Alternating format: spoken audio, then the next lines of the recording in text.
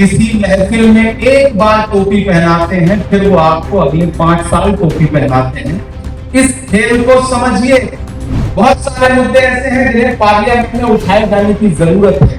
हिंदुस्तान की सियासत पिछले 25 सालों में एक नया शेप ले चुकी है। हर वफा जिंदगी जावेद नहीं होती है। दिल का हर जख्म कहीं दिल का कमल बनता है। जब शहंशाह भी हो, इश्क भी हो, दौलत भी, तब कहीं जाके कोई ताज नहीं बनता है। आरएसएस ने क्या किया? क्यों इस पॉलिटिकल सिनेरियो में आरएसएस को आप उनकी कामयाबियों को आप तबसरा करिए तो आप ये पाएंगे कि उन्होंने एक काम किया। और अगर वो होली में कहीं सियासी मजबूरी की वजह से ही कहीं खड़ा हो जाए और उसके कपड़े में एक रंग लग जाए, तो ये जो फतवे निकलते हैं, इन फतवों से भी कौम को बाज आना पड़ेगा। ये मैं बहुत कड़वी बात कह रहा हूं।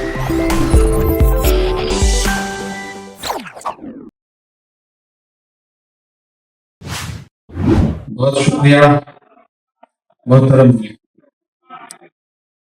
अदीब साहब का, जिन्होंने कैसी महफिल जुटाई है जिसमें मौजूदा सियासी हालात पर और आने वाले हिंदुस्तान के मुस्तकबिल पर गुफ्तगू हो रही है। अपने चेहरे से जो जाहिर है छुपाएं कैसे? अपने चेहरे से जो जाहिर है छुपाएं कैसे? तेरी मर्जी के मुताबिक नजर आए कैसे? घर सजाने का तसव्वुर तो बहुत बाद का है, पहले ये तय हो के इस घर को बचाएं कैसे? ये जो स्टेज है, मुझे लगता है कि सियासी तकरीर नहीं बल्कि थोड़ा सा संजीदा वो गुफ्तगू की जाए कि आने वाला रास्ता क्या हो सकता है और मौजूदा सियासी हालात में कैसे अपने मसले पुरजोर तरीके से सियासी ऐवानों में रखे जा सकते हैं। दोस्तों, हिंदुस्तान के अलग अलग शहरों से लोग यहाँ बैठे हैं। मौलाना सज्जाद नुमानी साहब जैसी शख्सियत यहाँ बैठा है, बहुत सारे मेंबर ऑफ पार्लियामेंट यहाँ बैठे हैं। मैं आपसे ये कहना चाहता हूं कि आप इस मुगालते में मत रहिए कि इलेक्शन का रिजल्ट जो है वो बहुत सारी चीजें बदल देगा। अगर आप बेदार नहीं होंगे तो बहुत धूर्त लोगों से मुकाबला है। पिछली बार आपको याद होगा 2014 में जब प्राइम मिनिस्टर बने थे तो वो तस्वीर आप सब ने देखी होगी कि जब पहली बार वो पार्लियामेंट की सीढ़ियों पर पहुंचे थे पार्लियामेंट में इंटर करने के लिए, तो उन्होंने पार्लियामेंट की सीढ़ियों को सजदा किया था और उसकी खाक जो है वो अपने माथे से लगाई थी। और फिर 10 साल में क्या हुआ कि पुरानी पार्लियामेंट ही बदल दी, नई पार्लियामेंट बना दी। इस बार जब वो पार्लियामेंट के अंदर गए हैं तो उन्होंने संविधान को अपने माथे से लगाया। तो इस मुकाबले में मत रहिए कि चीजें बहुत आसान हैं। मुझे खुशी है कि कम से कम हम इन मसलों पर बात करने के लिए बैठ रहे हैं। हमें कहीं ना कहीं अपने गिरबान में भी झांकना तो पड़ेगा। जिंदा रहना है तो हर सांस हुकूमत से न मांगो, असल मुंसिफ है खुदा रहे अदालत से न मांगो। जिंदगी भीख अगर है तो न मिलना बेहतर, और अगर हक है तो फिर इतनी शराफत से न मांगो। मेरे भाई, हम इस एसी ऑडिटोरियम में बैठ करके एक खूबसूरत महफिल सजा के गुफ्तगू तो कर रहे हैं, लेकिन बुनियादी हल तब निकलेगा जब इन महफिलों को और इन तमाम लोगों को लेकर के हम उन इलाकों में भी चलें जहां असल में जुल्म हो रहा है।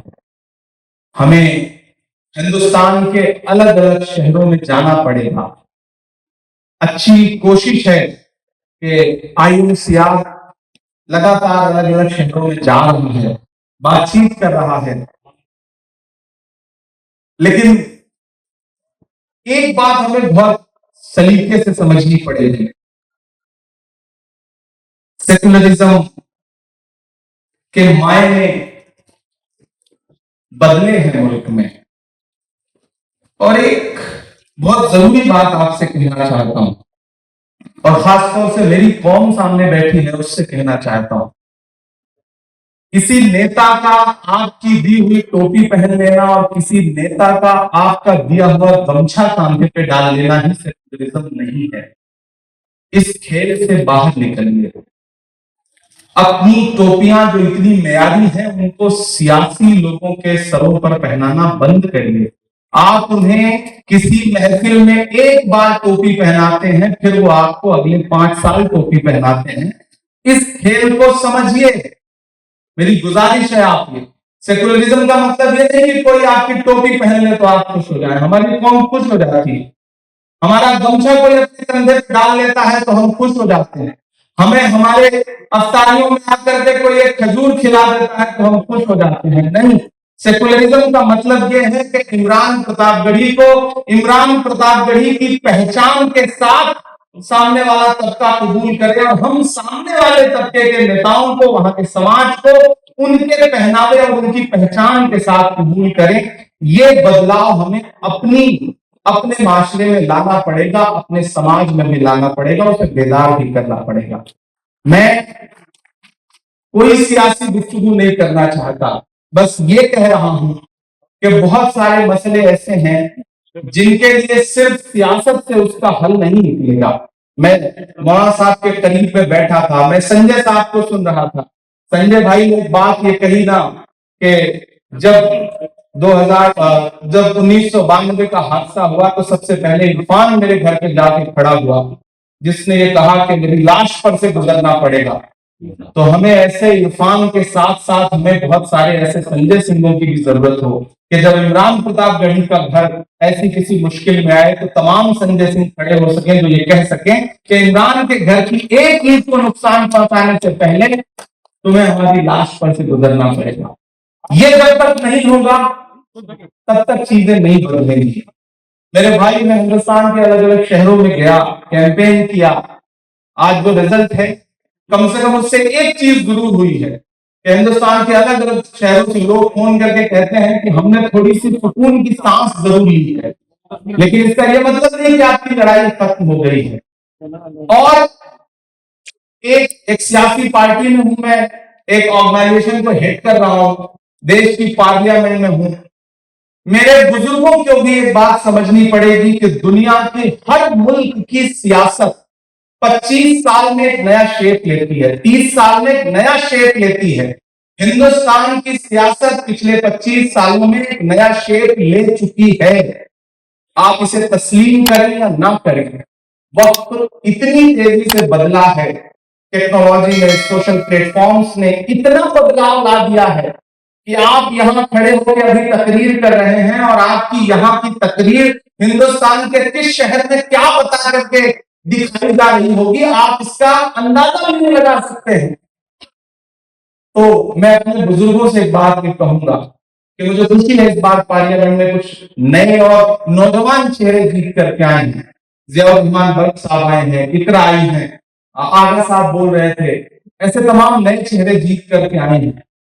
मुझे अपने बुजुर्गों से ये कहना है कि हम सब बहुत कम उम्र है, हमारे पास तजुर्बे बहुत कम है, लेकिन अब हम वहां पहुंचे हैं तो हमसे काम लीजिए, हमें अपने पास बिठाइए, हमारे कंधों पर जिम्मेदारियां डालिए, क्योंकि हमारे कंधे नए हैं और ज्यादा बोझ उठा सकते हैं, इसमें कोई तो राय नहीं है। आप हमारे कंधों पर जिम्मेदारियां डालिए और कम से कम जितने भी माइनॉरिटीज के, क्योंकि माइनॉरिटीज के इश्यूज पे बात हो रही है, जितने भी माइनॉरिटीज के मेंबर आप पार्लियामेंट जीत के आए हैं, ऐसी एक तरकीब निकालिए कि किसी शाम को एक साथ चाय पर तो बैठ सके, ताकि तमाम सियासी दलों को ये लगे कि ये एक है, इनके मुद्दों पर हमें बोलना पड़ेगा, नहीं बोलेंगे तो ये मिलकर सवाल खड़ा करेंगे। ये आपको करना पड़ेगा।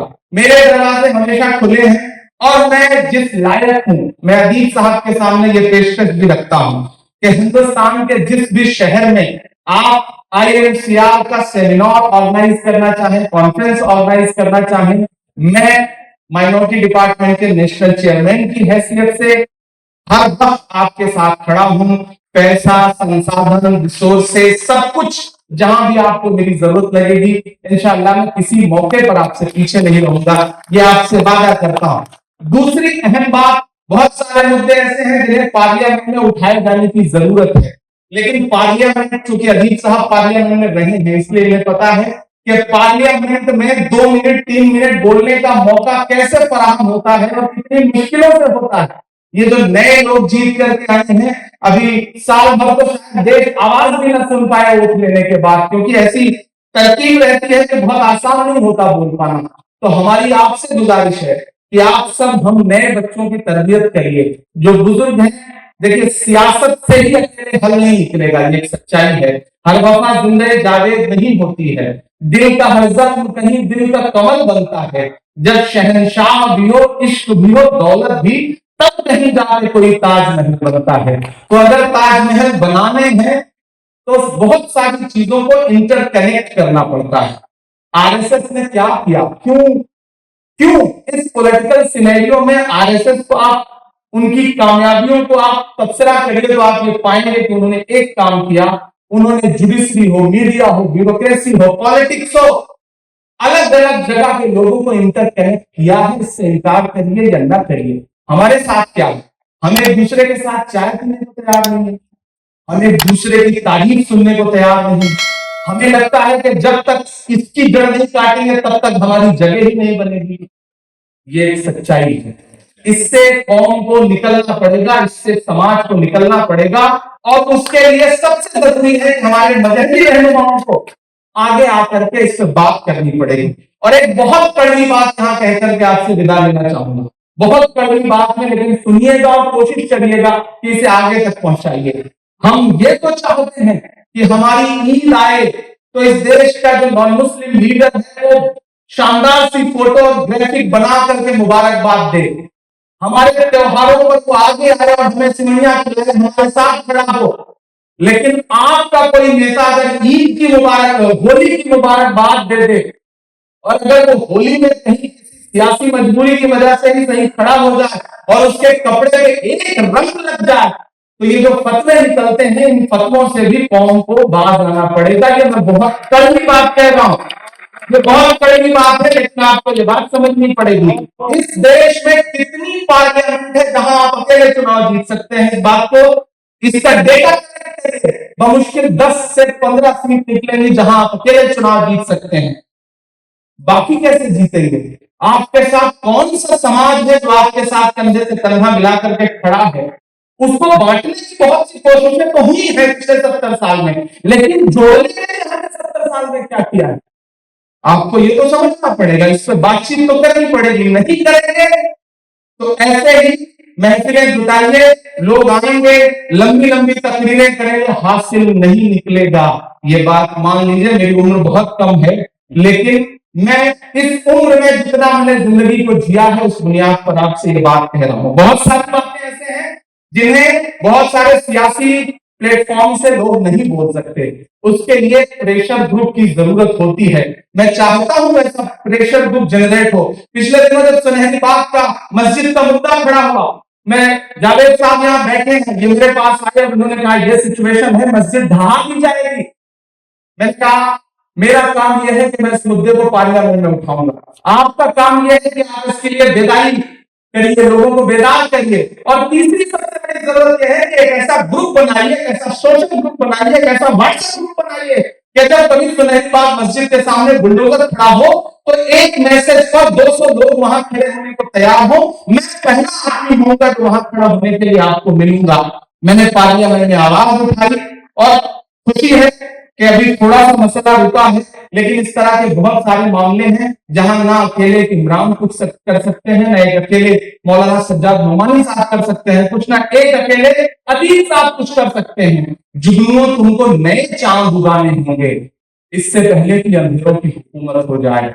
धूर्तों से मुकाबला है, और धूर्तों से मुकाबला करने के लिए वो इतनी बेशर्मी के साथ सिस्टम का इस्तेमाल कर रहे हैं। मैं आखिरी एक बात बता के खत्म करता हूं कि कल हम पार्लियामेंट में, राज्यसभा में खड़े होकर के नीट के खिलाफ प्रोटेस्ट कर रहे थे, वहां स्पीचेस चल रही थी। हमारी एक मेंबर ऑफ पार्लियामेंट फूलो देवी नेताम, जो राज्यसभा की सांसद है छत्तीसगढ़ से, वो नाच लगाते बेहोश होकर गिर गई। और पहली बार ऐसा मेरी आंखों के सामने का मंजर है कि हम उन्हें स्ट्रेचर पर उठा के ले जा रहे थे और चेयर पर बैठे हुए चेयरमैन साहब ने झांकने की कोशिश नहीं की, जिंदा है कि मर गई। और उसके बाद पार्लियामेंट चलती रही। इससे शर्मनाक क्या हो सकता है? लेकिन जब हो रहा है तो आप समझिए किनसे मुकाबला है, किनसे लड़ना है। उन्हें पता है कि बुलडोजर आपके घरों में चलेगा तो इस देश में तबका है तो बहुत खुश हो रहा है। आप तो कंधा है, बंदूकें उन्हें कहीं और चलानी है। इसलिए मेरी आपसे गुजारिश है कि अपने साथ एक आध ऐसा समाज खड़ा करिए कि जो सिर्फ सियासी नहीं, समाजी तौर पर और सड़क पर भी आपके साथ खड़ा हुआ नजर आए। मेरी पेशकश है आईएमसीआर के साथियों को कि हिंदुस्तान के हर शहर में चलिए, इस तरह की कॉन्फ्रेंस करिए, उन लोगों को हौसला दीजिए जो सच में सताए हुए लोग हैं, जो कमजोर लोग हैं, जिन्हें हर दिन इस तरह की नफरतों का शिकार होना पड़ता है। मैं आपके साथ खड़ा हूं, मेरा पूरा ऑर्गेनाइजेशन आपके साथ खड़ा है। हम आपसे गुजारिश कर रहे हैं इसके बाद दिल्ली में यह तरकीब हो कि जितने मेंबर आप पार्लियामेंट माइनॉरिटीज के जीते हैं, एक शाम जुटाइए, बैठते हैं, बातचीत करते हैं, बातचीत से ही किसी मसले का हल निकलेगा। मेरी जहां जरूरत हो, बदन में जो भी लहू है तेरी अमानत है, जहां जहां हो जरूरत वसूल कर देना। बहुत